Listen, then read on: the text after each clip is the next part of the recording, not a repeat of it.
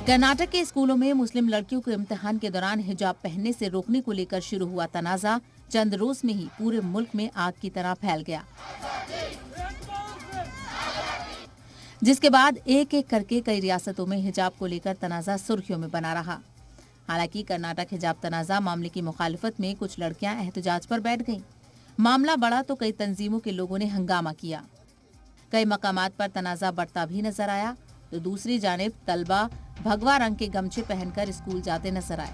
मामला हाईकोर्ट पहुंच गया। कर्नाटक हाईकोर्ट के हिजाब पर पाबंदी आयद करने का मामला सुप्रीम कोर्ट तक पहुंचा।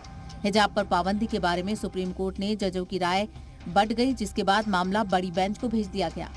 दिल्ली से लेकर यूपी तक कई स्कूलों में कई इम्तिहान में हिजाब पर पाबंदी का मामला उठा। कहीं चेकिंग के बहाने हिजाब उतरवा दिया गया तो कहीं अगले दिन से हिजाब नहीं पहनने की हिदायत जारी कर दी गई।